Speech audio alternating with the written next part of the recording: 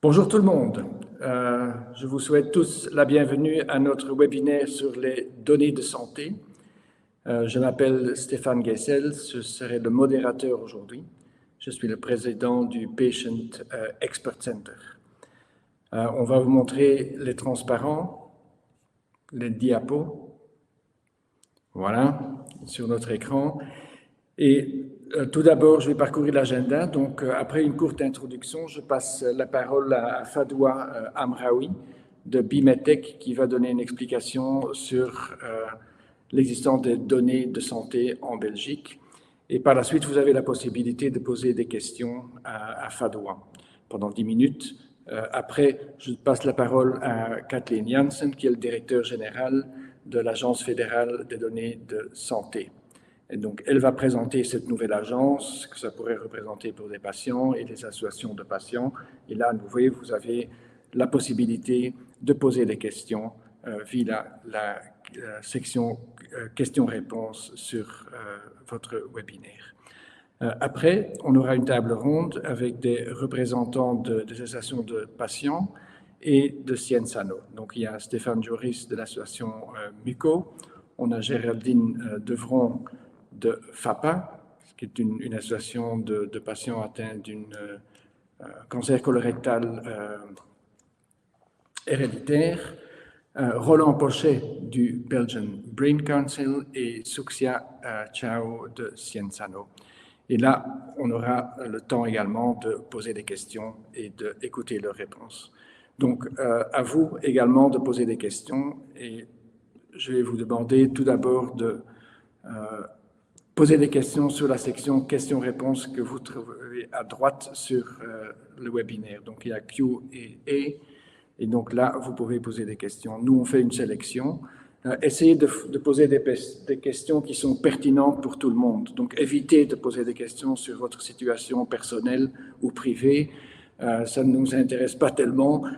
C'est important pour les consultations avec les médecins, mais pas dans ce webinaire qui est ouvert à tout le monde, les gens atteints de plusieurs maladies. Après le webinaire, vous allez avoir l'opportunité de pouvoir revisionner la vidéo sur notre site web. Donc, elle sera là dans son entièreté, mais également coupée en petits morceaux selon le sujet qui a été abordé lors de ce webinaire. Donc, n'hésitez pas à poser des questions. Vous pouvez le faire dès le début. Quand on commence avec la section questions-réponses, on fait une sélection de quelques questions qu'on pose aux orateurs. Mais avant de commencer, j'aimerais bien faire une petite introduction sur l'importance des données de santé. Ce que c'est. Pardon. Donc, on a beaucoup de données de santé quand on y réfléchit. Donc, il y a des éléments démographiques qui sont sur les bases de données, qui sont utilisées. Oh, les transparentes sont plus visibles pour moi. Voilà, je crois que ça c'est... Donc, il y a les données démographiques comme votre âge, par exemple, votre sexe, l'importance de l'histoire médicale, etc. À part ça, il y a beaucoup de données cliniques sur l'aspect biologique de votre corps, le diagnostic sur votre maladie, le traitement que vous avez reçu, mais également des données administratives, donc toutes les interventions que vous avez eues, les paiements qui ont été faits, tout ça est capté au niveau de l'INAMI. Bien sûr, également les données socio-économiques, donc le niveau de formation, par exemple, dans certaines bases de données sont disponibles, et bien sûr les résultats médicaux par la suite, la mortalité, des conséquences à court terme, à long terme de la maladie et autres. Et donc tout ça commence avec les soins que vous avez reçus à l'hôpital. Et là, je montre les résultats d'une application que moi j'ai reçue à Leuven, à UZ Leuven. Et donc il y a les images des scans qui ont été faits, l'MRI, le CT scan, mais également les données de la facturation. Donc vous avez toutes les factures que j'ai payées et reçues sont sur la même application et même bien sûr tous les rapports et les lettres du spécialiste au médecin généraliste et bien d'autres données. Donc tout ça est regroupé dans l'application de l'hôpital où le patient a été soigné. Ces données sont également Donc, du côté francophone, par exemple, il y a le HUB, Erasme, Bordeaux qui ont leur application. CHU de Liège a sa propre application, travaille également avec Andamant 7, qui est une application spécialisée et une initiative privée. Mais ces données sont également intégrées dans les bases de données des autorités. Donc, réseau santé bruxellois, réseau santé wallon, mais également au niveau fédéral dans le site de masanté.be. Donc là, vous avez accès, vous avez toutes vos données qui sont intégrées sur ce site web et disponibles pour vous à voir. Également, les mutuelles ont leur base de données. Pour les médicaments, il y a l'INAMI qui a créé une application qui s'appelle Mes médicaments. Donc, toutes les prescriptions que vous avez reçues sont disponibles là et très pratique pour aller chez le pharmacien pour obtenir les médicaments dont vous avez besoin. Il y a également d'initiatives privées comme Elena qui font la même chose. Donc, il y a plein de données qui sont disponibles. Et sur Ma Santé, vous avez également la possibilité de donner votre consentement et de dire « je ne suis plus d'accord de partager mes données ». Donc, cette modalité est également, bien sûr, présente sur les applications de l'hôpital où vous êtes traité. À part ça, beaucoup de gens ont des applications digitales qui prennent des données de la santé. Apple iWatch, par exemple, Strava pour ceux qui aiment faire du cyclisme ou courir, et d'autres. Il y a des forums, je montre ici mon réseau cancer colorectal et mon réseau cancer du sein, ça c'est des forums en France, ou Think Pink Belgique, c'est des forums où des patients ont des échanges, mais donc chaque échange reste dans le système et ça deviennent des données de santé d'une façon ou d'une autre. Les médias sociaux et les sondages sont d'autres exemples de systèmes de captage de données. Pourquoi c'est important? Tout d'abord, d'être solidaire. Tout d'abord, parce que c'est très important pour nous de bien comprendre ce qui passe avec les patients. Donc, tout d'abord, pour faire des études scientifiques, c'est très important de savoir si des nouveaux médicaments, de nouvelles technologies ont en effet l'effet désiré.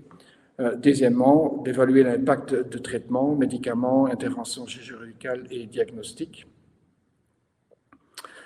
D'identifier des meilleures pratiques et des problèmes, par exemple, dans des hôpitaux, à la maison, et de pouvoir y remédier. Et d'établir, bien sûr, une politique de santé basée sur des données chiffrées. Donc, tout cela parle de soi. Mais, bien sûr, également, pour des associations de patients, cela pourrait nous permettre d'avancer et d'avancer ce dont on veut changer certaines choses dans le monde politique ou dans la pratique médicale. Donc, par exemple, d'établir des plans de santé par type de maladie ou d'identifier comment améliorer les soins pour tous les patients atteints de la maladie et d'identifier des besoins particuliers de ce groupe. Donc, sans données, sans statistiques, c'est très difficile de pouvoir identifier ces problèmes et de trouver des solutions. Et bien sûr, de défendre les intérêts des patients au niveau de la pratique médicale et de la politique de santé. Donc, ce sont des exemples et je donne un exemple d'un trajet de soins, donc en fait un trajet de patient depuis la prévention jusqu'à la fin du traitement avec toutes les différentes étapes. Et donc, si en tant qu'association de patients, en tant que gardien du trajet de soins pour la maladie que nous représentons, si on arrive à avoir des données statistiques et représentatives pour chaque étape, on peut voir où sont les bonnes pratiques, où est la moyenne et qu'est-ce qu'on peut faire pour faire de sorte que les bonnes pratiques soient utilisées partout. Quels sont les indicateurs de base dont on a besoin pour pouvoir évaluer le progrès qu'on fait avec les plans de maladie? Où se trouvent les bonnes pratiques? Que faut-il améliorer et qui doit le faire? Qui doit améliorer ces pratiques? Quels sont les objectifs à atteindre? Quels sont les besoins de sous-groupes par type d'âge, par comorbidité ou par contexte socio-économique? Donc, on a des sous-groupes qui ont peut-être d'autres besoins de traitement que la majorité. Et bien sûr, comment mesurer le progrès? Donc, on a beaucoup de questions qu'on pourrait poser et les données de santé donnent la réponse. Donc, Pour moi, c'est clair, c'est très important de pouvoir être solidaire, de partager ces données, bien sûr, tenant compte du fait que ces données sont privées. Ils doivent bien sûr être anonymisés ou pseudonymisés. Et pour en parler davantage, je vais passer la parole à... non, tout d'abord, une dernière remarque, c'est qu'une étude qui a été faite, un sondage auprès des patients par l'Association européenne des patients, montre que 91,7% des patients sont prêts à partager leurs données de santé quand ça aide d'autres patients, donc grâce à la recherche. Donc il n'y a que presque 5% des patients qui disent non, je ne veux pas partager mes données de santé, mais tout le reste est d'accord de le faire. Donc je crois que ce sont des messages très importants pour en tenir compte. Et maintenant, je vais donner la parole à Fadoua Amraoui qui va expliquer avec beaucoup plus de connaissances les aspects des données de santé en Belgique. Fadoua, à vous la parole. Et je vous, oui, continuez à poser des questions dans les questions-réponses, comme ça on peut les poser à Fadoua après sa présentation. Merci. Merci Stéphane. Bonjour ou bonsoir à tous. Donc, je m'appelle effectivement Fadoua Amraoui. Je suis pharmacienne de formation et je travaille chez Bimetech. Bimetech, c'est la Fédération des technologies et dispositifs médicaux en Belgique. Et l'objectif de cette présentation pour vous ce soir, ce serait de répondre à quelques questions lors des 10 prochaines minutes. J'aimerais, par exemple, définir un peu plus de quoi est-ce qu'on parle lorsqu'on parle de données relatives à la santé, à quoi ressemble l'écosystème belge en termes de base de données, en termes de base de données de santé, bien entendu, que signifie utilisation primaire, secondaire de données, et puis pourquoi est-ce qu'une utilisation secondaire des données est-elle importante. Et pour cela, à cet effet, nous avons préparé, nous sommes basés sur un rapport qui a été fait par la Fondation Roi Baudouin, qui s'appelle « Prenez soin de vos données », que vous pouvez trouver en ligne et qui se trouve également normalement dans les diapositives que vous recevrez éventuellement. Et donc, dans ce rapport-là, dans le rapport de la Fondation Roi Baudouin, il y a une famille qu'on va prendre comme exemple et qui va nous servir aujourd'hui à illustrer ce que nous souhaitons expliquer.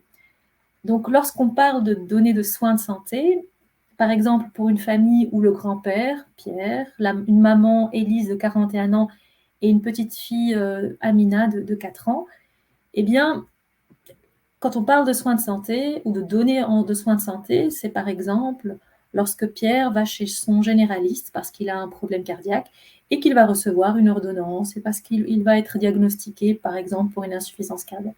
Donc là, on va parler de données directes que va collecter son médecin ou son généraliste. Ou encore Amina, donc la petite fille, imaginons que malheureusement elle était renversée suite à un accident à Bruxelles. Je suis bruxelloise, donc je vais prendre l'exemple de Bruxelles. Imaginons qu'elle ait un accident de voiture malheureusement et qu'elle doive aller à l'hôpital dans les urgences. Eh bien, à l'hôpital, il y aura des données qui seront collectées. Par exemple, est-ce qu'il va y avoir des tests, des scanners, etc. La maman, Élise, donc la fille de Pierre, qui a une quarantaine d'années, quant à elle, a par exemple une application sportive, comme Stéphane Kiesel vient d'expliquer. Certains en Strava sur leur GSM, mais d'autres en, comme moi, une montre connectée qui va aller mesurer bien la fréquence cardiaque, la manière, le sommeil, etc. Et là, dans les 3 cas, en fait, on parle vraiment de données de soins de santé. Bien entendu, ces données de soins de santé sont collectées à différents endroits, mais je vais y arriver. Parce que les données, quand on parle de données de soins de santé, ce sont des choses qui sont collectées, sont des éléments qui sont collectés depuis la naissance jusqu'après la mort. Par exemple, à la naissance, pour ceux qui le savent, eh bien, on va peser le bébé, on va mesurer sa taille, on va également prendre un certain nombre de données de type dépistage, on va aller peut-être faire une petite piqûre au niveau du talon pour voir s'il n'y a pas des maladies génétiques, ou encore toutes les données que l'ONE va prendre, par exemple, est-ce que les enfants sont vaccinés. Bien entendu, tous les prestataires de soins, comme les médecins, les dentistes, les pharmaciens, comme moi je l'ai été auparavant, les sages-femmes, etc., ont également leur propre base de données, mais également à l'hôpital, comme on l'a expliqué. Bien entendu, dès qu'il y a, ou à chaque fois qu'il y a une prise de sang, à chaque fois qu'il y a une analyse d'un tissu, qu'il soit corporel ou plutôt une analyse plus profonde, génétique par exemple, eh bien, effectivement, il y a également un certain nombre de données qui sont collectées. Et donc, toutes ces données-là se trouvent à divers endroits. Je pense que Stéphane l'a déjà évoqué. Mais ce qui est peut-être intéressant de voir, c'est qu'il y a une différenciation de deux grandes catégories. La première, c'est celle qui est encadrée ici avec un encadré vert. Et donc, ce sont des données plutôt nationales, des bases de données nationales. Par exemple, le résumé hospitalier minimum. En fait, ce sont tous les hôpitaux qui vont envoyer ça, qui vont envoyer ce RHM au SPF Santé publique. Et alors, on va se retrouver sur cette base de données un ensemble de données nationales. De même, toutes les mutuelles ont leur propre base de données. Ça a également été évoqué auparavant, les données de facture, de facturation. Donc, quand on va chez le médecin ou quand on va chez un dentiste, bien, à l'INAMI, ils ont également une base de données qui va reprendre tous ces éléments-là. Et il y a, au-delà de ces bases de données nationales, il y a d'autres bases de données qui sont un petit peu différentes.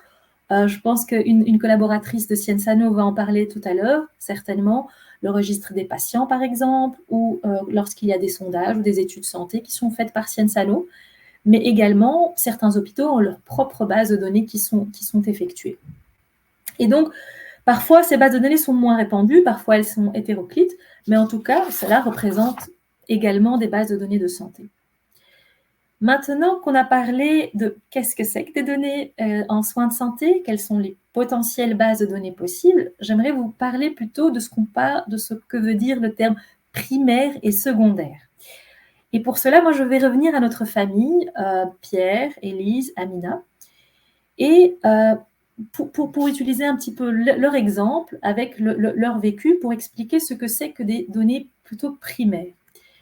Donc, lorsqu'on parle d'une utilisation primaire de données, c'est lorsque la collecte de données a été prise dans le but de l'utiliser, soit pour le diagnostic, soit pour le traitement, mais en tout cas pour un effet direct sur le patient. Donc, tout à l'heure, Pierre, on a dit qu'il avait une insuffisance cardiaque, il était chez son médecin, il a pris une prescription. Eh bien, tout cela va s'être retrouvé dans une base de données soit du médecin, du pharmacien, etc.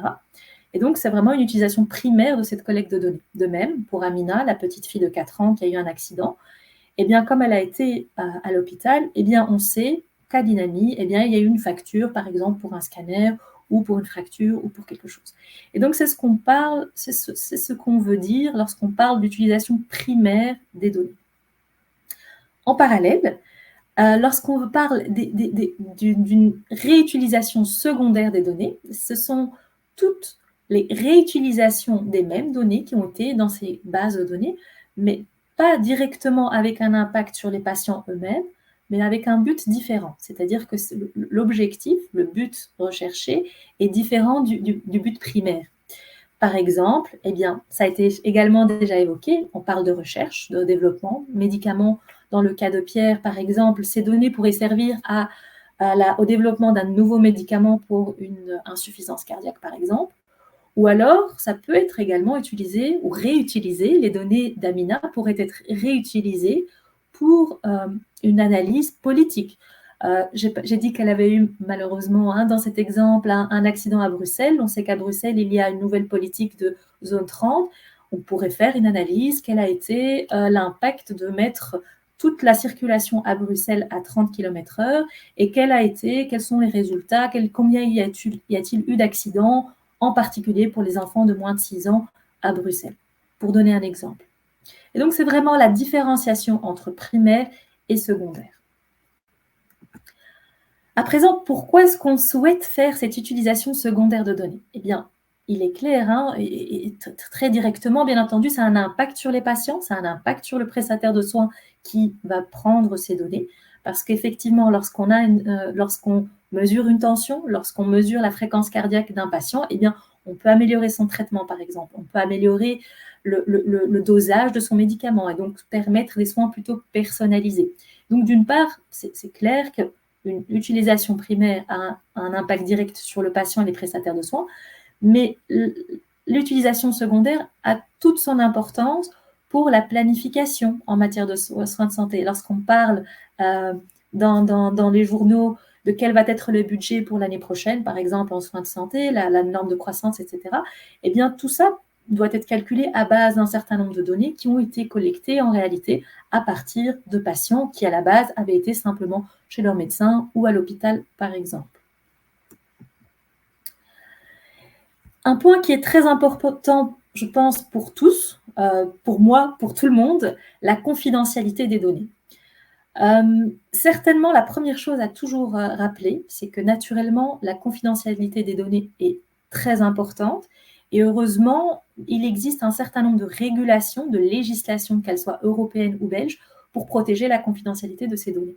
Donc, sur la partie droite de cette slide ou de cette diapositive, vous voyez un certain nombre de régulations qui existent aujourd'hui pour s'assurer que les données sont bien confidentielles et surtout qu'elles ne sont pas utilisées à des fins commerciales, qu'elles ne sont pas utilisées à des fins économiques autres que vraiment de santé, de recherche ou éventuellement politiques. Et donc, certaines régulations, elles vont obliger, elles vont permettre à ce que les données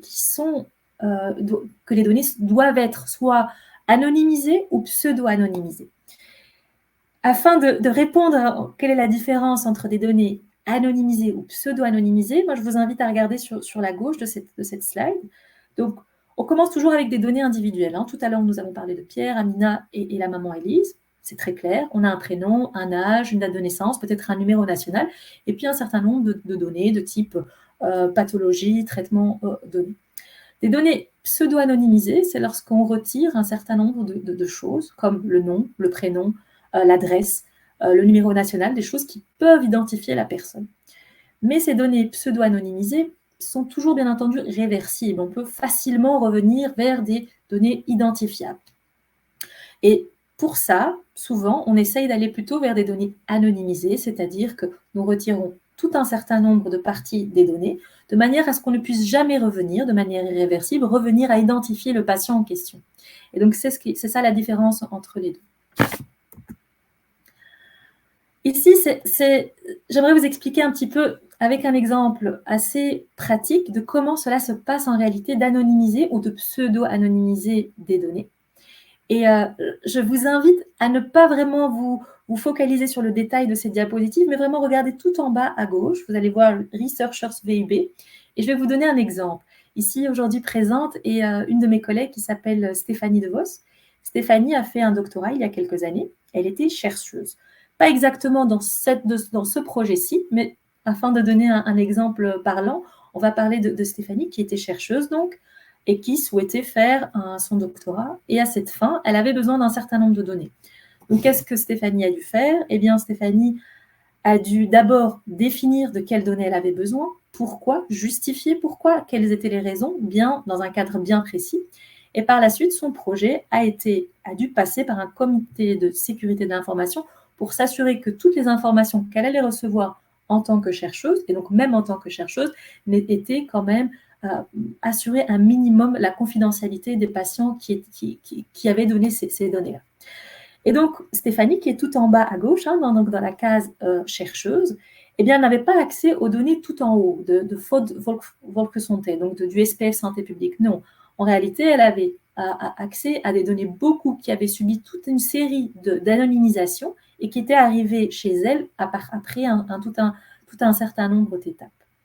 Donc voilà, moi j'espère que cette présentation était claire pour vous, mais je vous invite à me poser vos questions et je serai ravie d'y répondre.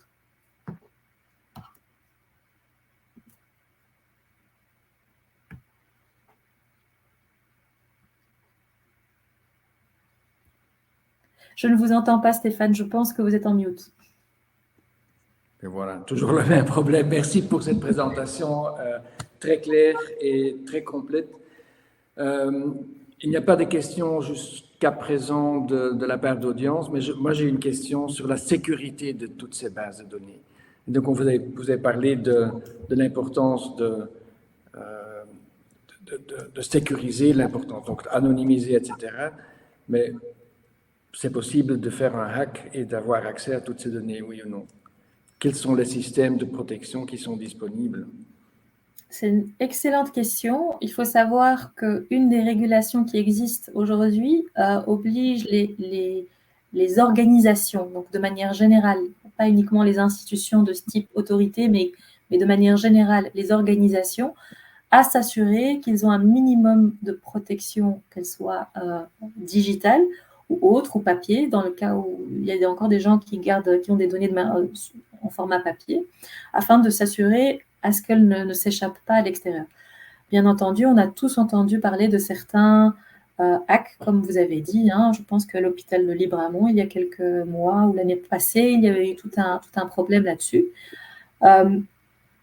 Le résultat, quand on regarde les données qui effectivement s'étaient malheureusement échappées de cet hôpital, pour prendre cet exemple, c'est que les patients n'étaient pas directement liés par ligne, on ne voyait pas le nom et prénom de chaque patient, mais il y avait un numéro de référence.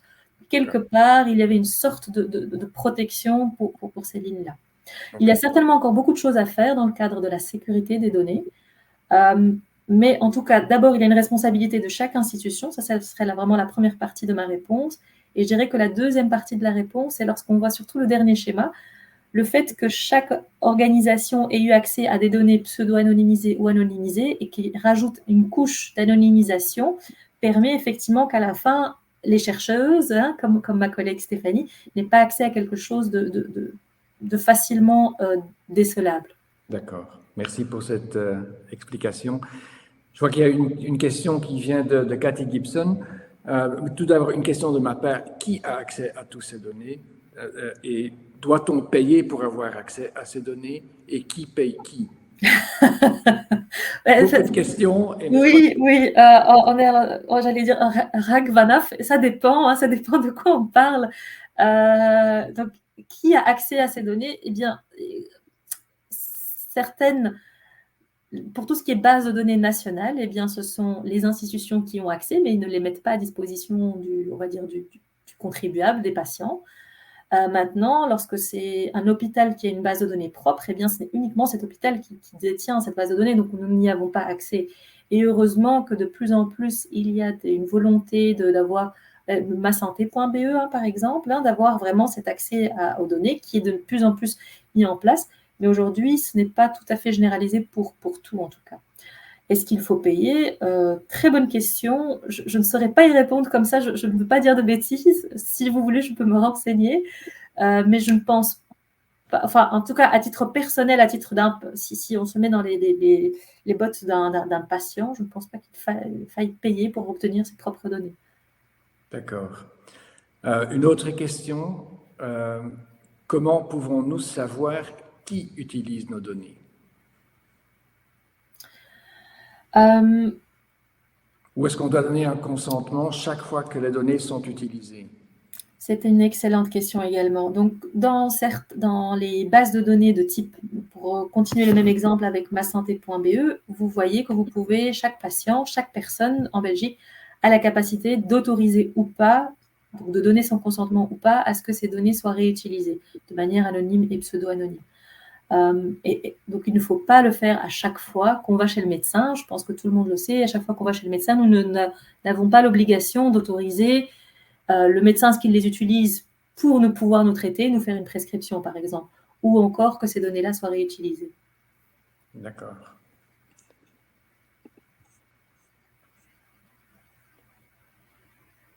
Est-il possible, sur base des bases de données qui existent actuellement, de les connecter et d'avoir des données pour chaque maladie? Est-ce qu'une association de patients, par exemple, pourrait... il y a la base de données des médecins généralistes, il y a la base de données des hôpitaux, il y a la base de données des pharmaciens. Est-ce qu'en utilisant toutes ces bases de données, une association de patients pourrait identifier la situation des patients atteints de sa maladie, de la maladie qui est représentée par l'association? C'est peut-être la première partie de la question qui était est-ce que les bases de données sont connectées entre elles? Aujourd'hui, ce n'est pas le cas. Aujourd'hui, c'est plutôt un paysage qui est relativement hétérogène. Il y a certains liens entre certaines bases de données, c'est certain, mais pas entre toutes. Et en tout cas, c'est peut-être la volonté à voir du politique de le faire par la suite. D'ailleurs, j'imagine que la prochaine présentation risque d'en parler et mieux en parler que moi. Mais en tout cas, on se tourne souvent vers le modèle danois. Donc au Danemark, les liens entre les différentes bases de données est beaucoup mieux fait aujourd'hui en comparaison avec notre pays. C'est une bonne question, peut-être dans le futur, et certainement répondue par la prochaine présentation. OK, parfait. On va passer à la prochaine présentation. Je vois qu'il y a encore une question, mais on va la garder pour tout à l'heure, Kathleen, si c'est OK pour vous. Merci. Merci, Fadoua. Restez chez nous parce qu'il se peut qu'on vous invite pour d'autres questions plus tard lors du webinaire. J'ai le plaisir et le privilège de présenter Kathleen Janssens, qui est le nouveau directeur général de la même toute nouvelle agence fédérale ou même interfédérale responsable pour les données de santé. C'est un moment assez important pour nous tous, je crois, d'avoir... et je dois tout d'abord vous remercier pour le support que vous donnez pour ce webinaire et de votre présence. Kathleen, je vous donne la parole. Oui, merci beaucoup. Donc, bienvenue à tous. Moi, je m'appelle Kathleen Janssens, donc je suis le directeur. C'est pas le directeur général, mais c'est le directeur de l'Agence de données de santé. Je vais vous donner d'abord le contexte derrière la création de l'ADS. Donc, on dit en anglais, on dit le HDA, c'est Health Data Agency. En français, c'est l'Agence de données de santé, le ADS. Donc, c'est la même chose en fait. Au cours des dernières années, différentes initiatives concernant les données de santé et soins de santé, par exemple, la création de la plateforme de e-health ont vu le jour en Belgique. Et au niveau européen, très important, la priorité a été mise sur l'utilisation primaire et secondaire des données de soins de santé, notamment avec les initiatives My Health at EU et Health Data at EU. L'Europe travaille également à la création d'un espace européen des données de santé. On s'appelle ça le EHDS, European Health Data Space, qui vise à faciliter un accès sécurisé et normalisé aux données de santé dans tous les États membres. Au milieu de tout cela, l'Agence des données de santé a été créée afin de soutenir la mise en œuvre d'un système de soins de santé basé sur les données en Belgique, ainsi que pour faire le lien entre les initiatives belges et européennes liées aux données de santé. La législation européenne est très importante. J'ai entendu Fadoua. Donc, il y a maintenant de la législation européenne concernant les frais pour demander des données de santé. Maintenant, on ne doit pas payer encore pour avoir des données de santé, mais ça va changer avec la législation européenne. Donc, c'est donc très important. On doit suivre ça. On suit ça aussi avec l'agence. Excusez-moi. Donc, c'est assez important. Un instant.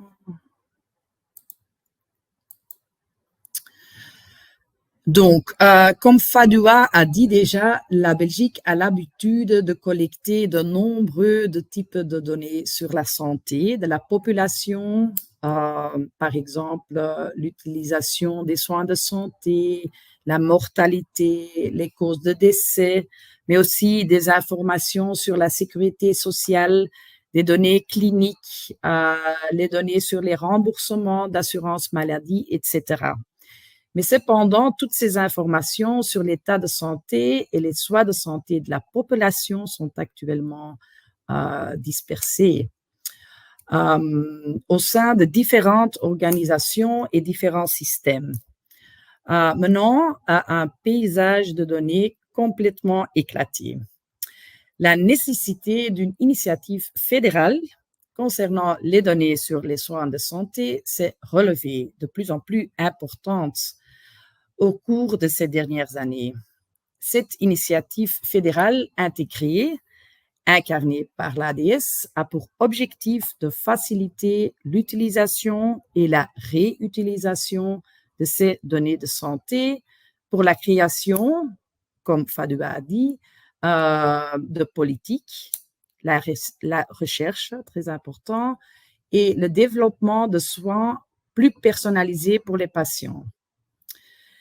La création d'une telle agence s'aligne également sur la priorité européenne, comme j'ai dit, de préparation à l'ère numérique et sur la création de l'EADS, European Health Data Space. Un instant.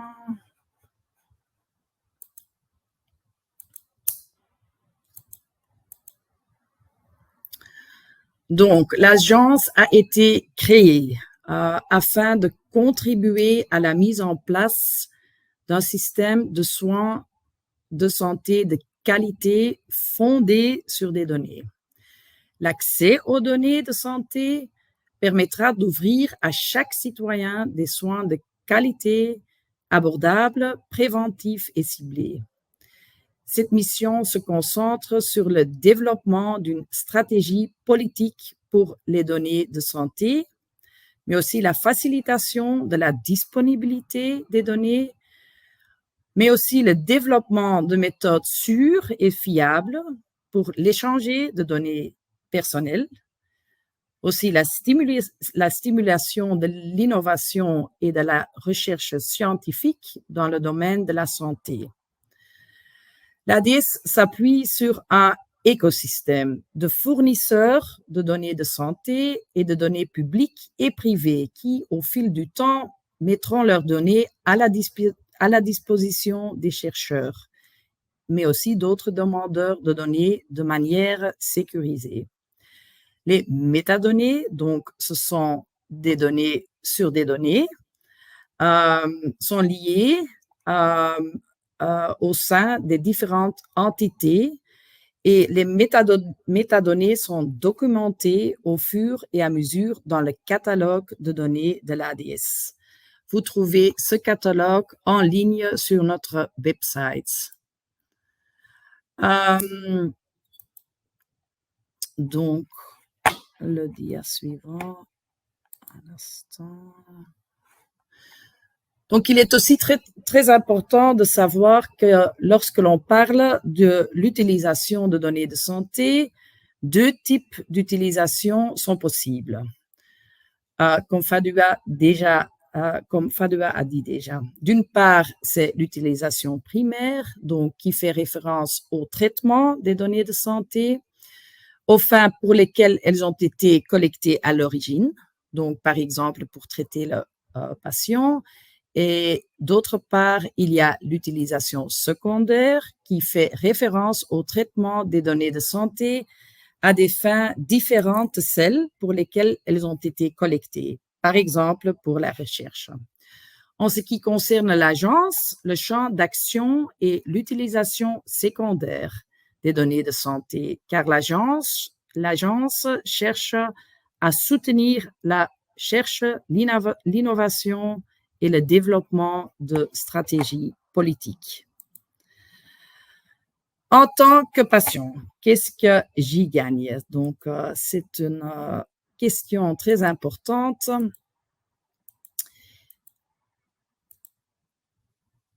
Donc, dans ce cadre, les bénéfices pour les patients suivants en découleront. Premièrement, soins préventifs et curatifs qualitatifs. Donc, grâce aux données personnelles des patients, les soins préventifs deviennent plus proactifs et les soins personnalisés augmentent considérablement la précision et l'efficacité des traitements. Deuxièmement, adaptation aux besoins des patients. L'utilisation des données du patient favorise l'élaboration de plans de traitement personnalisés basés sur les besoins de chaque individu.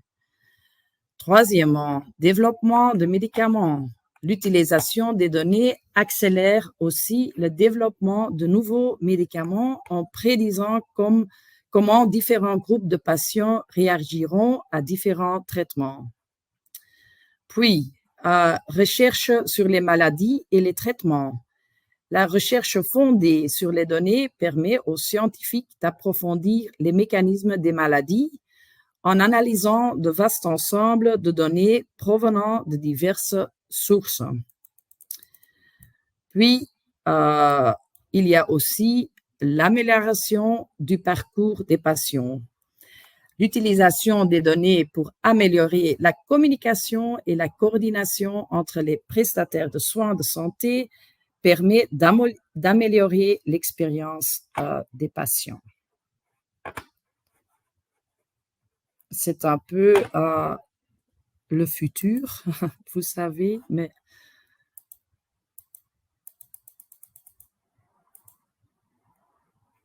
donc je vais, parce que je n'ai pas beaucoup de temps. Peut-être ça, c'est aussi très intéressant, c'est notre catalogue de données de l'agence. Vous trouvez ça sur notre website en ligne. Et l'objectif du catalogue de données, ce sont des métadonnées, donc ce sont des données sur des données. L'objectif est de fournir un inventaire complet des données de santé en Belgique. On n'est pas encore là, ça c'est sûr, mais on essaye de faire un inventaire complet. Obtenir une vue des données qui existent permettra aux chercheurs d'accéder plus facilement aux données dont ils ont besoin pour mener leurs recherches et améliorer le système de soins de santé. Le catalogue contient actuellement les métadonnées de 246 ensembles de données provenant de 4 entités différentes. À l'avenir, l'idée est d'intégrer toutes les entités de l'écosystème afin de disposer d'un catalogue de données aussi complet que possible. Lorsqu'un jeu de données est inclus dans le catalogue, via ces métadonnées, un exercice de standardisation des données est également effectué. L'objectif étant de disposer de données qui peuvent facilement être utilisées dans différents contextes, pour différentes recherches et combinées entre elles, etc. Donc ça, c'est le catalogue de données qui se trouve sur notre website. Puis, vous voyez ici une courte introduction sur le processus de demande de données qui n'est pas encore payable à ce moment, donc on ne doit pas payer. Mais dans le futur, la législation européenne va nous obliger d'élaborer un système pour que les demandeurs doivent payer quelque chose pour avoir des données de santé. Mais l'objectif du processus maintenant est de fournir une procédure claire avec des étapes nécessaires à suivre lorsque l'on souhaite demander des données de santé à notre agence. Les demandes de données sont lancées par les demandeurs et il y avait une question. Donc, en fait, c'est tout le monde qui peut demander des données, mais le but doit être scientifique. Donc, c'est pas pour des buts commerciaux. C'est mis dans la loi belge maintenant, mais c'est aussi dans la loi européenne dans le futur. Donc, ça reste toujours... l'obligation reste toujours d'avoir un but scientifique et pas un but commercial. Donc, tout le monde qui est intéressé, les demandeurs peuvent accéder au catalogue de données de l'agence et puis ils peuvent chercher des données qui les intéressent. Puis, ils peuvent soumettre une demande d'accès via le formulaire et le formulaire est prévu à cet effet. L'agence réceptionne ensuite la demande, l'analyse et si on veut, on peut demander aussi des éclaircissements supplémentaires aux demandeurs. L'agence est le fournisseur de données parce que l'agence n'est pas le fournisseur de données, mais c'est l'agence et le fournisseur de demandés qui décide ensuite d'accepter la demande. Et le cas échéant, le fournisseur de données, c'est lui qui met les données à disposition du demandeur, qui peut ensuite les utiliser pour des objectifs prédéfinis avant de les supprimer de manière sécurisée. Comme Fadwa a dit déjà. Donc, peut-être pour finir, c'est peut-être un peu la même chose que Fadwa vous a dit, mais c'est un autre exemple. C'est un exemple du registre du diabète. Ça, c'est un bon exemple pour montrer à quel point il est important de savoir où trouver les données et de les combiner pour en tirer des informations. En ce qui concerne les données liées au diabète, elles sont actuellement disséminées dans différentes sources de données, sans qu'il soit possible d'avoir une vue d'ensemble claire de ce qui existe exactement. Pour soutenir la recherche sur cette maladie et le développement de traitements, il était nécessaire de créer un référentiel central qui relie les données disponibles au sein d'IMA et Sciensano. Mais pour pouvoir relier des données personnelles telles que celles disponibles dans les bases de données IMA, ICIT et Intego, l'accord du Comité de sécurité de l'information était nécessaire. L'agence a aidé la cellule diabète à présenter son dossier au Comité de sécurité. Et la cellule a reçu l'accord maintenant du Comité de sécurité et peut maintenant commencer à créer le registre du diabète.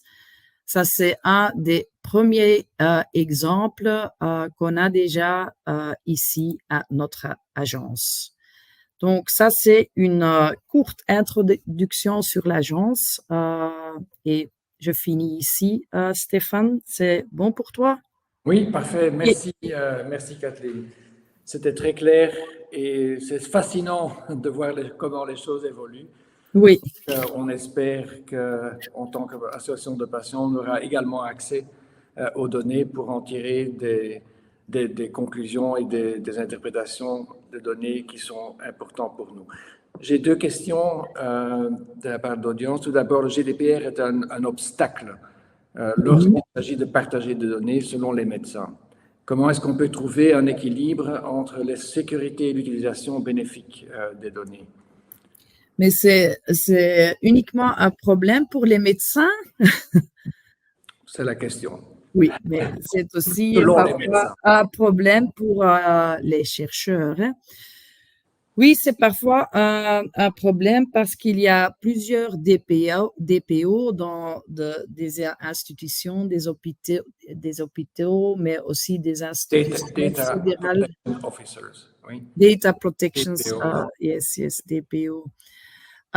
Et ils interprètent parfois la législation sur une manière différente. Et ça, c'est parfois un problème.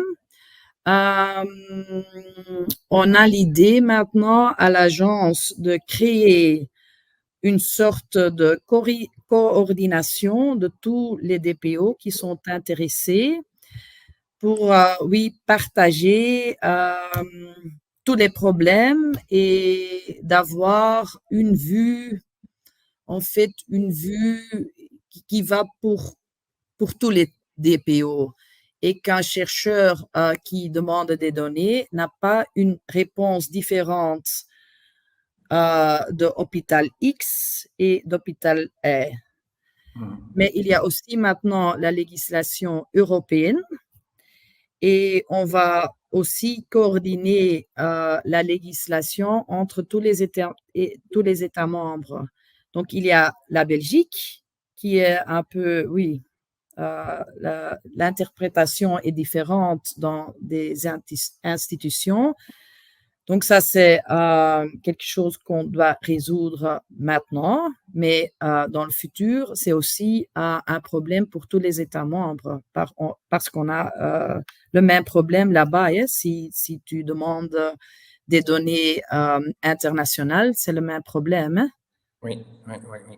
Est-ce que vous regardez en tant qu'agence également la qualité des données? Parce que j'imagine qu'il y a la qualité en termes de Oui, temps, par exemple. Si nous, oui, en tant qu'association de patients, on cherche des statistiques, on est très heureux d'avoir des statistiques d'il y a 2, 3 ans, parce que ça prend un temps avant que les hôpitaux les partagent ou d'autres partenaires les oui. partagent avec tout le monde. Donc, quel est le délai raisonnable que vous avez comme agence pour pouvoir évaluer la qualité En des fait, la qualité des données, on ne s'occupe pas de la qualité en théorie parce que c'est une chose de usage primaire et on s'occupe uniquement de l'usage secondaire. Mais néanmoins, il y a un projet européen qui s'appelle Quantum. Et ça, c'est aussi un projet sur la qualité des données, la qualité des données de santé. Donc là, on travaille sur la qualité. C'est surtout Cienzano qui le fait, mais nous, on est au courant et notre tâche est en fait de communiquer tout ce qui se passe en Europe vers les hôpitaux et les institutions et les data holders. Oui, oui, oui, oui. Oui. Mais on veut, c'est le but de collaborer avec usage primaire, hein, parce que c'est une bonne question, parce que c'est très important. On ne peut rien faire si la qualité n'est pas bonne. Hein. OK. Merci. Le temps avance. Oui, On va passer à notre table ronde. Donc, mais bon, je vous remercie pour votre participation. Je demanderai de rester chez nous. On ne sait jamais s'il y a encore des questions lors du panel qui pourraient s'adresser à vous. oui, J'ai maintenant, et je vous remercie, donc des gens, je sais que vous êtes très ouverts en tant qu'association, en tant qu'agence, et que si oui, jamais il y a des questions de la part des associations de patients, que vous êtes oui, ouverts à pas de répondre. problème. Avec plaisir, Je avec vous plaisir. remercie d'avance pour cette ouverture d'esprit et de rapidité de réponse pour les patients. Oui, On va merci. passer à la table ronde. Donc, j'invite nos 4 membres de notre panel. Donc, on a Stéphane Joris de l'association MUCO, Géraldine Drevon de FAPA, on a Roland Pochet du Belgian Brain Council et Suxia Chao de Cienzano. Je vais d'abord demander à Stéphane de commencer en présentant l'association MUCO. Désolé Suxia et Géraldine que je vais demander d'allumer votre caméra. Je vais d'abord donner la parole à Stéphane. Vous avez 5 minutes pour présenter votre association et voilà.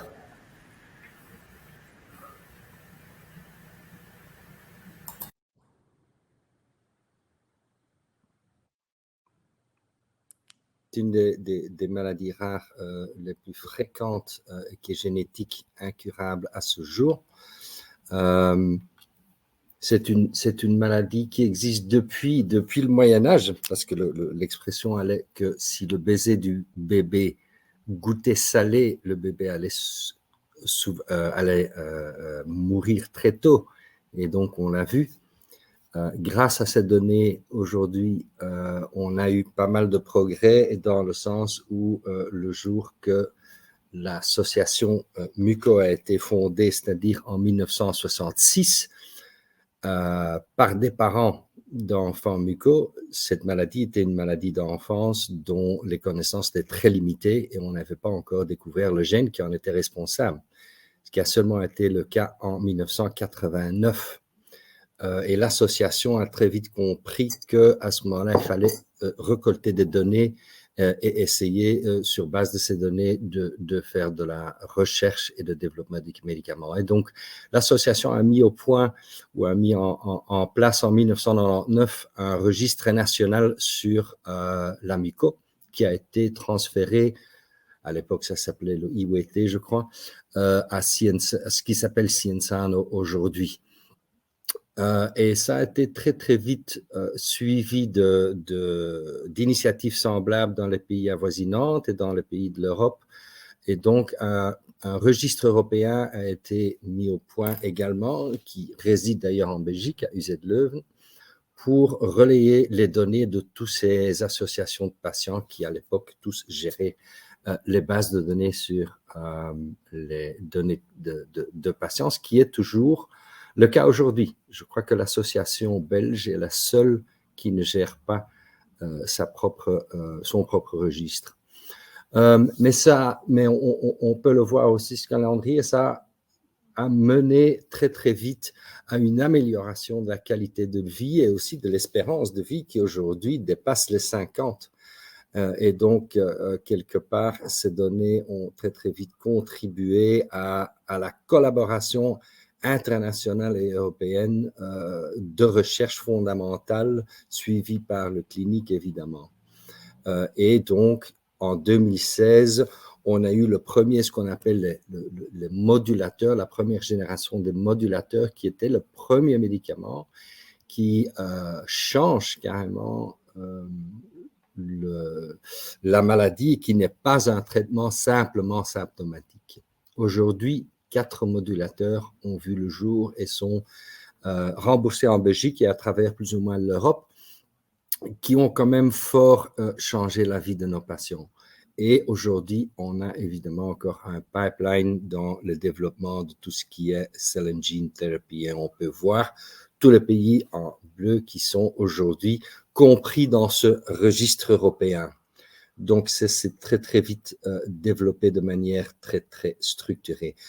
Je passe un peu vite parce que je sais que les premiers orateurs ont quand même déjà expliqué ce qui se trouve dans ce registre. Donc, on a des données qui datent de 1999 jusqu'à 2021. Je sais qu'il y a un peu de retard parce qu'on a des problèmes techniques du côté de LData, mais on a ces données évidemment qui résident également dans les centres de référence, c'est-à-dire les centres universitaires, les 7 centres en Belgique.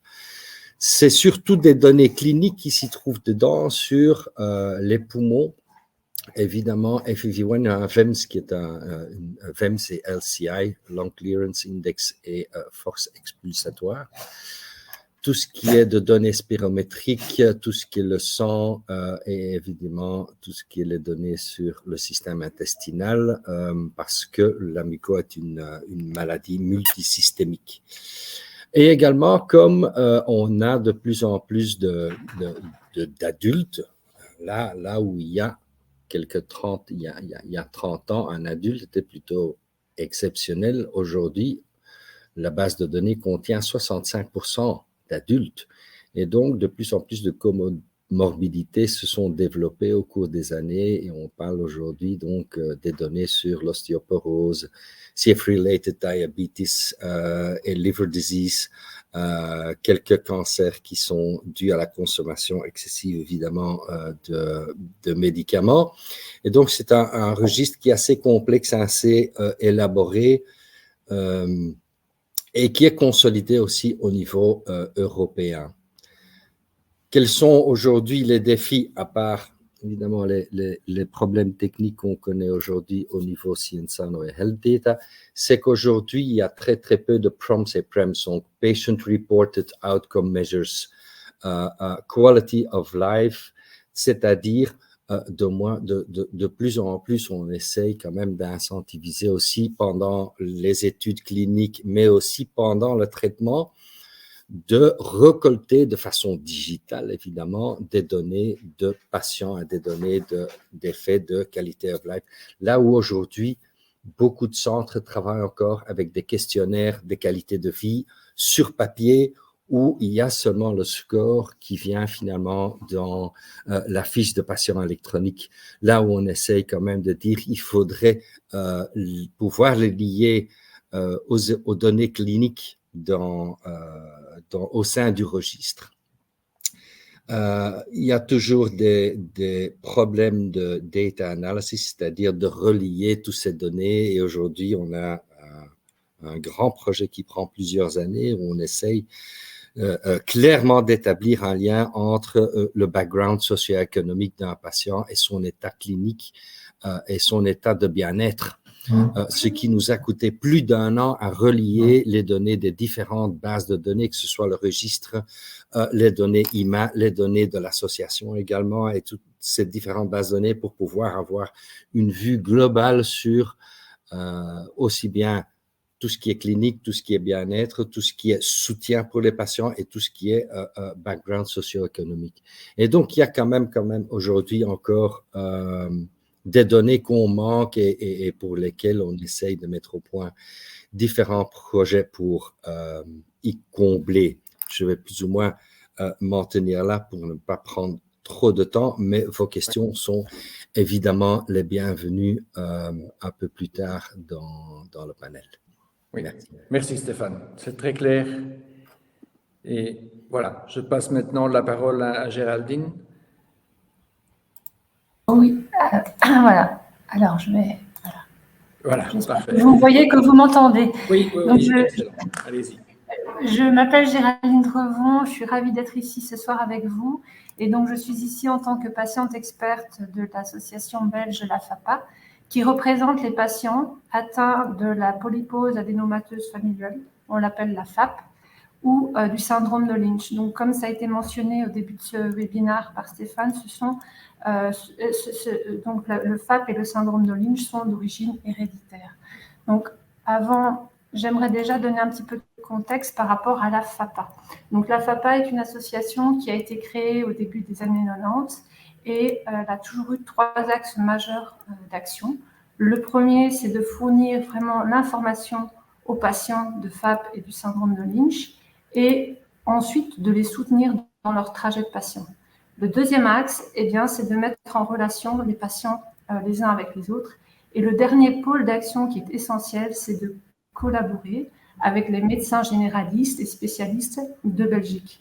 Et donc, avec ces actions, l'objectif ultime, on va dire, de la FAPA, eh bien, c'est de permettre au dépistage des personnes à risque et de promouvoir la recherche. Et donc, avec cette idée, avec cet objectif en tête, la FAPA, dès le début de sa création, elle a mis sur pied un registre national qui connecte les données des patients de FAP et du syndrome de Lynch. Donc, ce registre a été établi à peu près au milieu des années 90 et a été géré jusqu'à ce jour par la FAPA.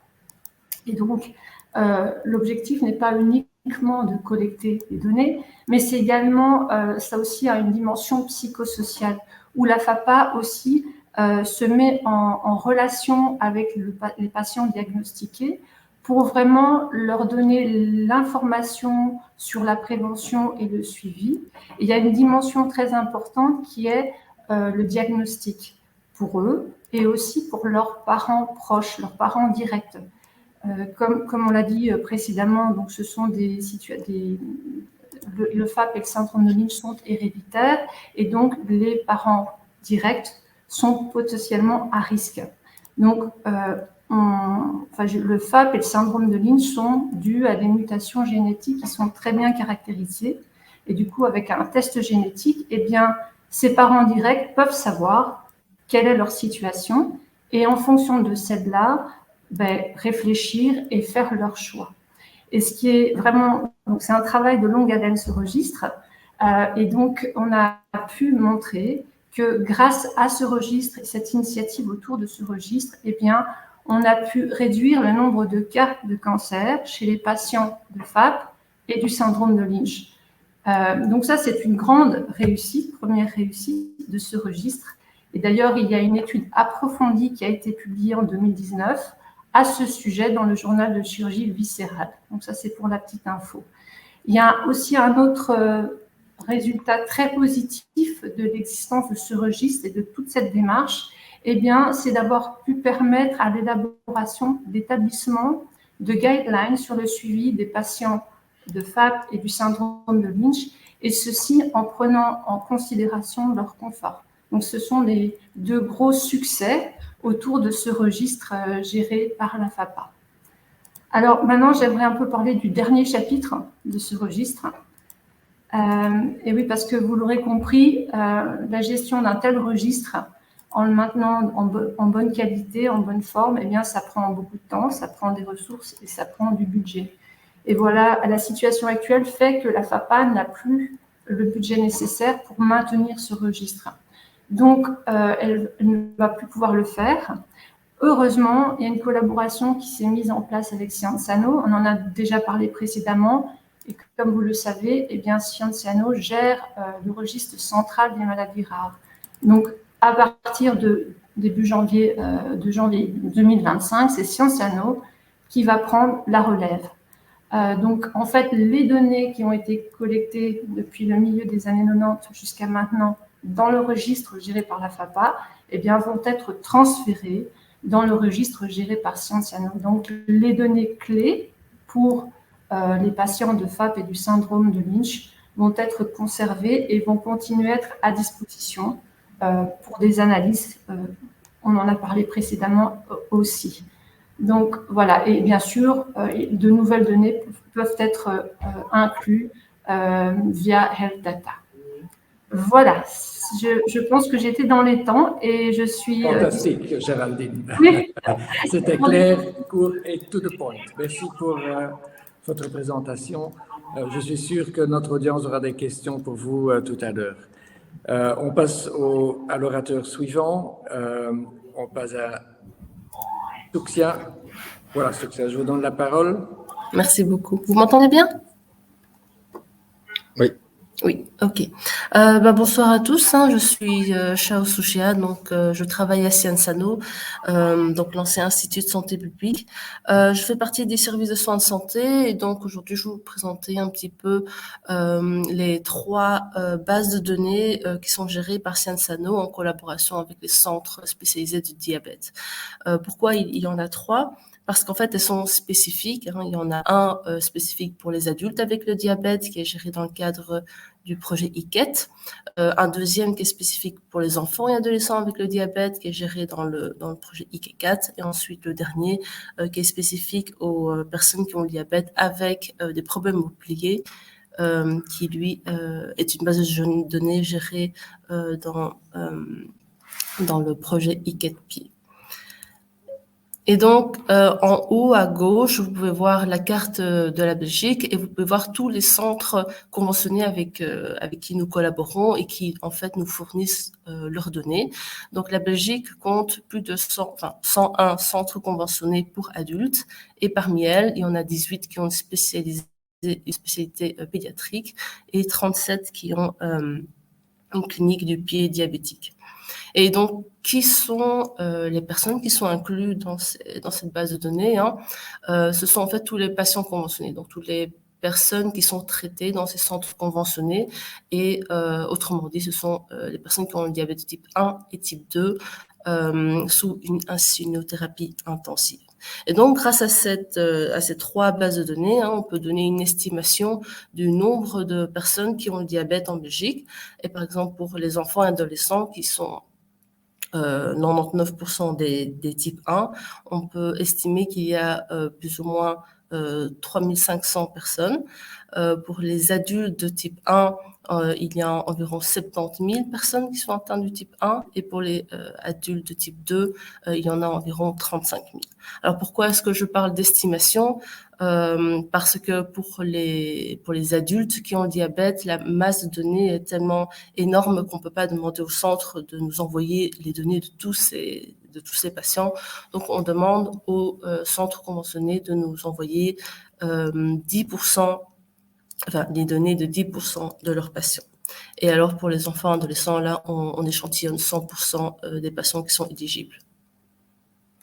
Vous vous demandez peut-être aussi quels sont les types de données que l'on collecte dans nos bases de données. On les a catégorisés en 4 grands piliers. D'abord, le premier, donc en bas à gauche, il y a des facteurs de risque. Par exemple, ça peut être la mesure du LDL, quel est l'hémoglobine glycée du patient ou la pression artérielle. On récolte des données aussi sur la santé métabolique, par exemple l'indice de masse corporelle ou la taille, la mesure circonférence de la taille. On demande des données aussi sur les complications, parce qu'il y a des complications liées au diabète, comme la neuropathie, rétinopathie, etc. Et la dernière catégorie concerne les thérapies. Donc, par exemple, on peut demander quel est le schéma insulinique ou quelle est la dose journalière d'insuline que le patient prend. Et donc, ces différentes bases de données, elles n'existent pas pour rien, elles sont là pour, dans le cadre d'une initiative pour améliorer la qualité des soins au niveau de tous ces centres conventionnés. Et comment est-ce que ça marche? Donc, vous pouvez voir le petit schéma au centre en bas. En fait, tous les 2 ans, les centres, les hôpitaux nous fournissent des données de leurs patients. Et à Sciences Sanofi, nous procédons à une validation des données, nous nettoyons ces données, puis nous les analysons et nous fournissons un rapport qui est personnalisé à chaque centre. Et donc, avec ce rapport-là, le centre peut voir où sont ses points faibles, où sont ses points forts, et essayer de s'améliorer pour la prochaine collecte de données. Donc, ce rapport personnalisé, c'est le premier résultat que l'on génère, mais il y en a d'autres aussi, vous voyez en bas à droite. Donc, on crée aussi un rapport national où les données de tous les centres sont agrégées. Il est plutôt destiné à l'INAMI, aux responsables politiques, mais il est tout à fait public et vous pouvez le trouver sur notre site web si vous voulez plus de détails sur comment ça fonctionne, avec beaucoup de détails, des tendances et les évolutions des différents indicateurs de soins.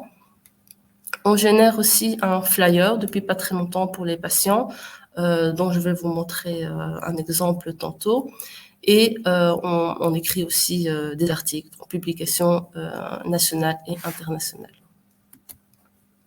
Donc ici, c'est un exemple en fait de flyer qu'on a généré pour les patients. Donc ce sont des statistiques, ça donne un résumé un petit peu et les grandes tendances des résultats de l'audit. Et ce flyer est disponible dans la salle d'attente pour que les patients puissent les prendre. Et donc, on peut voir, par exemple, que l'on suit l'évolution, par exemple, des complications liées au diabète, des comorbidités, est-ce que les examens annuels sont bien faits et aussi l'évolution des complications aiguës et des facteurs de risque. Alors, je ne vais pas m'étendre dessus, je vais plutôt vous montrer ici au niveau du verso du flyer à droite. Vous pouvez voir que on mesure ici l'évolution de l'hémoglobine glyquée. Donc, l'hémoglobine glyquée, c'est un des facteurs le plus important qu'on ait. C'est un facteur clé pour mesurer la qualité des soins parce qu'elle est fortement liée à l'apparition de complications dans le futur.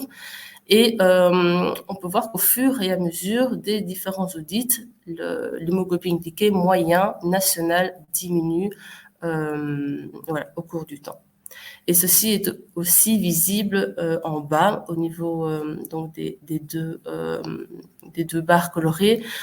On peut aussi voir que les patients qui ont un bon contrôle de leur diabète a augmenté entre 2008 et 2019. Et à l'inverse, ceux qui ont un moins bon contrôle du diabète ont diminué en proportion au fil du temps. Donc, ceci est ma dernière slide. Je sais que Kathleen a déjà parlé, mais donc je vais essayer de ne pas me répéter dessus. Donc, ceci, en fait, est le Diabetes Data Cell Project qui est coordonné par Sciences Sanofi. Et c'est en fait un tout nouveau projet, le premier, je pense, qui a été validé par le Health Data Agency.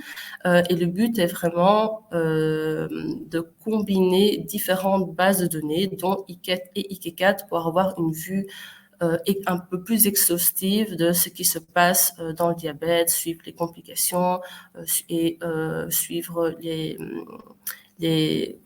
qualités, la qualité des soins qui sont donnés au niveau des centres. Et donc, la première étape de ce projet est de combiner différentes bases de données, IQET, IQ4 et Intengo. Donc, Intengo, c'est en fait une base de données qui est utilisée par les médecins généralistes en Flandre et qui intègre leur patient qui peut être en prédiabète ou recevoir des petites doses d'insuline. Donc, c'est ceux qui ne sont pas en fait dans IQET et IQ4. Et une fois que cette combinaison est faite, on identifie les personnes qui sont diabétiques et on va enrichir cette base de données avec la base de données IMA qui donne toutes les informations sur les coûts des médicaments et des traitements. Et donc, grâce à cette base de données, on aura vraiment une vue plus complète sur le parcours d'une personne avec le diabète. Et cet outil pourra être utilisé par les responsables politiques, mais pas seulement. Il peut aussi être utilisé par les patients et par leurs familles ou par les professionnels de la santé pour les guider dans leur choix et au final améliorer la qualité des soins. Donc, je vous ai donné ici nos différents contacts si jamais vous en avez besoin pour IQ4, IQ Food et IQET, avec un lien vers notre site web où vous pourrez trouver nos rapports globaux si vous voulez un peu plus de lecture. Voilà, merci. Voilà, merci Suxia, et c'est un encouragement à tout le monde de prendre contact avec vous pour plus d'informations. Restez avec nous, j'invite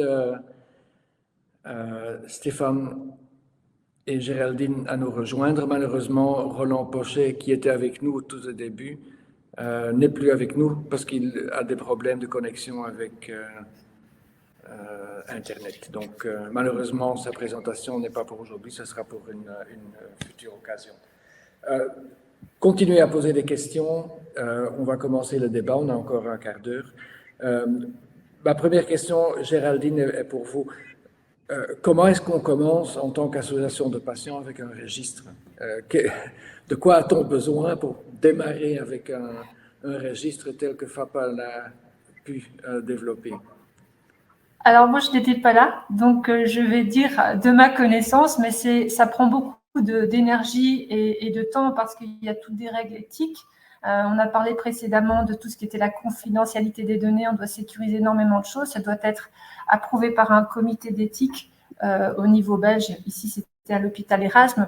Donc, entre le moment où la décision a été prise de mettre sur pied un registre et le moment où c'est devenu effectif, il y a eu quelques années qui se sont passées. Ça prend vraiment beaucoup de démarches. Donc, le détail, je ne pourrais pas vous le fournir, mais c'est vraiment un travail de très longue haleine. Il faut des experts, il faut vraiment aussi avoir des bonnes collaborations avec les médecins, les spécialistes, les organismes, les hôpitaux pour pouvoir mettre ça sur pied. C'est assez compliqué.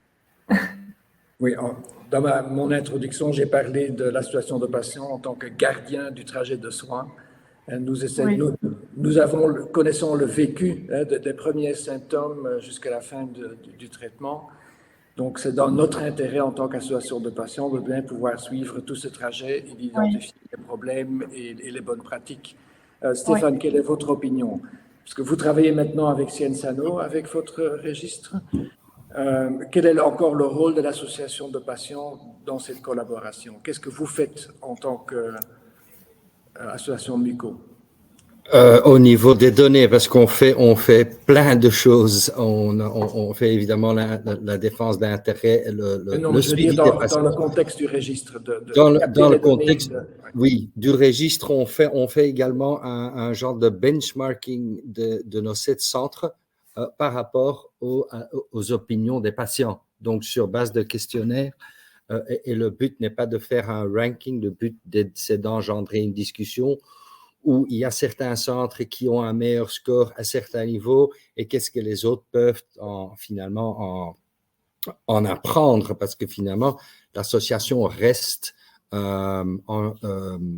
engagée dans le registre, c'est-à-dire qu'on fait partie du board du registry et du comité scientifique, puisqu'on a des gens scientifiques au sein de l'association qui suivent et qui collaborent avec les centres.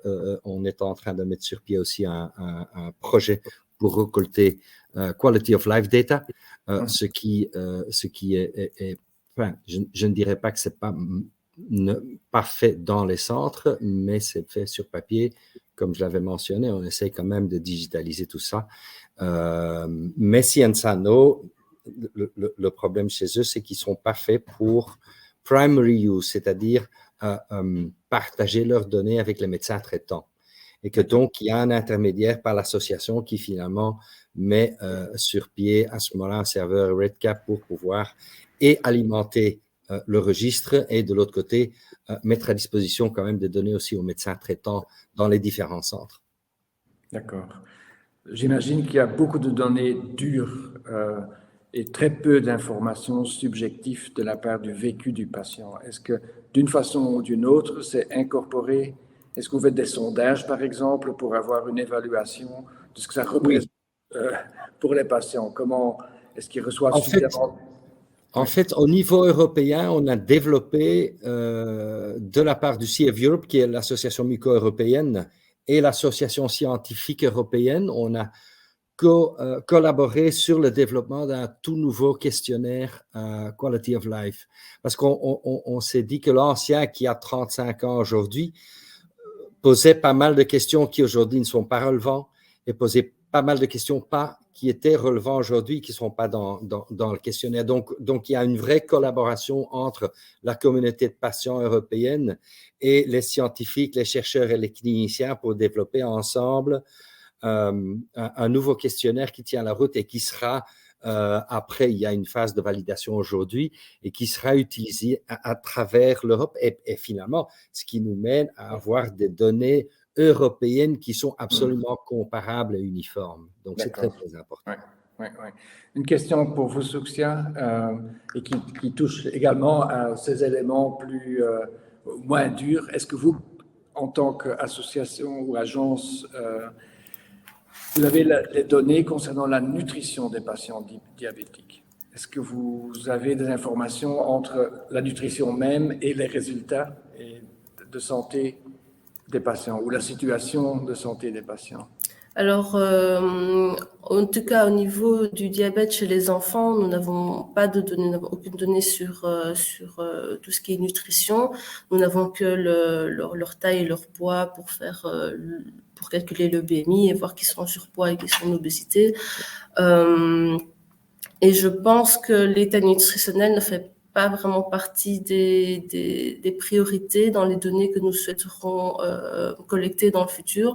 Pour le moment, nous sommes beaucoup dans les premiers PREMS, donc c'est vraiment ce que nous souhaiterons collecter. Et donc, un des projets de pilote que nous avons en ce moment, c'est de collecter le stress psychosocial chez les enfants et adolescents, parce qu'on sait que le stress chez ces enfants-là génère énormément de difficultés dans leur manière de manager la prise de leurs médicaments, de leur insuline, de savoir comment calculer leur prise d'insuline.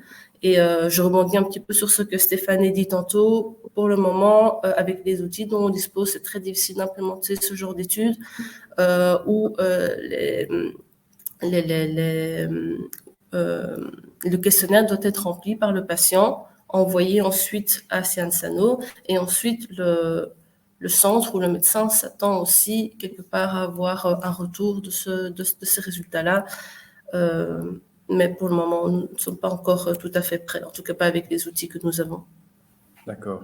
J'ai encore une question assez générale. Est-ce que le partage des données de santé des patients n'est-il pas contraire à la loi des patients? Et tu parles de RGDP ou à quel niveau? Oui, c'est une question, je mentionne simplement la question telle qu'elle est posée. J'imagine la loi sur les droits des patients qui a été mise à jour au début de l'année. Oui. Je ne suis pas... Oui, allez-y. Oui, je crois que quelque part, et il y a toujours quand même pas mal de progrès qui sera nécessaire dans les années à venir. Comme tu l'avais mentionné au début, les différentes études démontrent une volonté altruiste de la part des patients de partager leurs données quand ils peuvent aider la communauté de patients. Ceci dit, et je fais partie de pas mal d'initiatives au niveau de Real World Data et autres au niveau des données, parce qu'il y a beaucoup qui se passe aujourd'hui. Quelque part, ça reste auprès des cliniciens et des hôpitaux et qu'ils trouvent d'avoir le droit de disposer et il y a toujours des discussions sur le ownership. Et quelque part, donc il y a un problème de trust building entre la communauté de patients, entre la communauté de patients et le gouvernement, et entre la communauté de patients et le monde médical, évidemment. Parce que le gouvernement a encore un troisième parti dans l'utilisation secondaire, comme on a expliqué, et quelque part, la communauté de patients peut, à juste titre, également avoir la peur que ces données soient utilisées, par exemple, je ne sais pas, par une société d'assurance. RGDP est là, et RGDP, on peut le dire de temps en temps, est une pain, mais quelque part, on peut être content en Europe de l'avoir. Parce que si on habite aux États-Unis, ce serait une autre histoire. Donc, quelque part, je crois aussi que les rôles des différents partis, parce que quelque part au centre, il y a le patient qui est le contribuant, qui contribue ces données, mais qui doit avoir un co-ownership, à mon avis, un genre de contrôle pour pouvoir maîtriser l'utilisation de ces données et être tenu au courant aussi, parce que ça fait partie du trust building. Et donc, quelque part, cet écosystème est encore en train de se construire à l'instant. Et je crois que ça va encore prendre pas mal de temps. Il y a beaucoup de sensibilisation à faire à ce niveau-là. Et comme j'avais dit, la confiance doit s'installer entre les différents partis et la clarification de qui a quel rôle et quel est, quelque part, le European Health Data Space parle de patient ownership of data, mais n'a pas bien défini ce que veut dire data ownership. Donc, il y a quand même encore des choses à éclaircir et à définir quelque part dans les différents processus. D'accord, merci. Géraldine, j'imagine que avoir un registre en tant qu'association de patients vous donne une certaine force de frappe pour défendre les intérêts des patients atteints de cette maladie. Est-ce que le fait que vous n'aurez plus le contrôle sur le registre va changer quelque chose pour vous?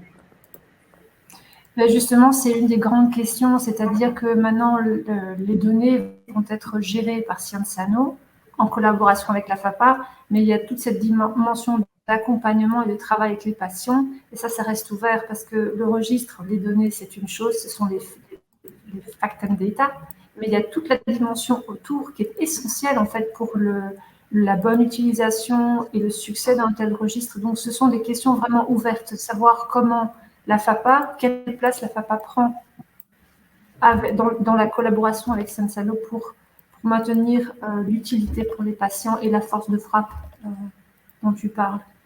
Oui. Et juste pour rebondir sur ce qui a été dit avant, je pense qu'effectivement, le fait que les patients donnent leurs données, les patients sont co-owners de tout ce qui est fait avec leurs données. Et il y a quand même une mouvance au niveau de la société scientifique pour redonner sa place aux patients. Parce qu'ils sont la source, ils sont ce qui fait que c'est possible de faire des analyses. Et donc, cette notion de transparence sur comment leurs données sont utilisées, quels sont les résultats que cela, qui en résultent, je pense que c'est vraiment clé. Donc, il y a vraiment un réveil à ce niveau-là qui est super important. J'ai une question peut-être un peu méchante pour Souxien. Nous, en tant qu'association de patients, on a toujours un sens d'urgence qui est beaucoup plus élevé que les fonctionnaires ou les agences gouvernementales. Donc, des données d'il y a 3 ans ou d'il y a 2 ans, ça ne nous intéresse pas tellement. On veut avoir des données d'aujourd'hui. C'est tout à fait compréhensible. Et j'entends cette demande. On peut évaluer le progrès avec le traitement et la pratique médicale ou même la politique de santé au niveau national et fédéral et régional. Oui, alors c'est pas une demande, c'est pas la première fois que j'entends cette demande et on y réfléchit déjà. Donc nous sommes en train de réfléchir à une façon en fait de développer des bases de données qui ne seront pas aussi complètes que ceux que nous avons maintenant. Donc ici, par exemple, pour chaque patient, nous avons environ 80 questions qui doivent être remplies par les centres, ce qui représente énormément de travail pour eux, énormément de charges de travail. Et donc, on est en train de réfléchir à un format plus léger dans lequel on aurait un certain set de données qui serait essentiel, mais qui serait beaucoup plus limité et donc facile à nous transmettre et donc qui pourrait aussi être transmis de façon beaucoup plus fréquente. Et donc, ça fait aussi partie de nos futurs objectifs pour justement pouvoir donner ce feedback très rapidement au centre et pour qu'eux puissent réagir par rapport à ça et améliorer leur traitement pour leurs patients. Je rebondis aussi un petit peu à la question on va devoir d'avant. terminer. J'ai demandé à Pour une prochaine fois. Kathleen et à Fadoua de nous rejoindre. Et je vais vous demander pour la dernière question, parce qu'on doit malheureusement clôturer, je vais vous demander de donner en une phrase ce qui serait l'idéal pour vous dans le futur pour organiser les données de santé, d'un point de vue de votre association ou de votre agence.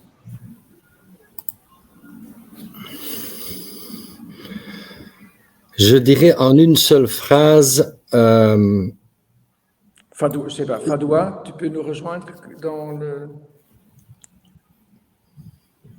Oui, vas-y Stéphane. Je crois la réalisation, et je m'en rends compte que c'est plus vite dit que réalisé, de fair data, c'est-à-dire findable, accessible, interoperable and reusable, c'est-à-dire la connexion, parce que finalement les données sont là souvent, mais se trouvent éparpillées, ne sont pas connectées. D'accord, merci. Géraldine? En plus de ça, je dirais vraiment une uniformisation sur la façon dont les données sont collectées avec le même niveau de qualité. Sans ça, rien ne peut être fait. Ok, très clair. Souxia? Je rejoins ce que Stéphane et Géraldine ont dit. Il faut vraiment essayer de ne pas mettre plus de charge de travail sur les médecins qui ont déjà beaucoup de travail et faire ce qu'on peut avec ce qui existe déjà. D'accord. Et en fait, je comptais terminer avec un patient pour avoir la dernière parole, mais je vais donner la dernière parole à Kathleen. Ah. Vous venez de démarrer avec l'agence, quel est votre Oui, idéal?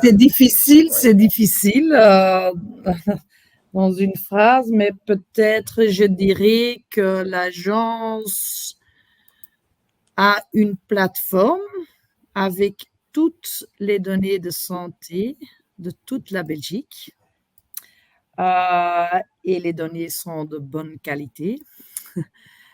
Et en plus, on est lié avec les données de santé de toute l'Europe. Donc, nos plateformes sont liées tout à fait avec la même standardisation des données de santé européennes. Fantastique. Fair, de qualité, rapide et internationale. Donc, Oui. je crois que tout le monde est d'accord. Oui. Je vais vous remercier pour votre soutien avec l'agence, la collaboration qu'on a eue. Je vais également remercier les orateurs d'aujourd'hui, les membres de notre table ronde, mais également tous ceux qui nous ont écoutés, qui ont posé des questions. Et si jamais vous avez encore des questions dans le futur, n'hésitez pas à nous contacter ou à contacter les orateurs individuellement, leur association. Les présentations sont disponibles sur demande. La vidéo sera sur notre site web dans un avenir proche, donc on vous enverra les liens dès qu'ils sont finalisés.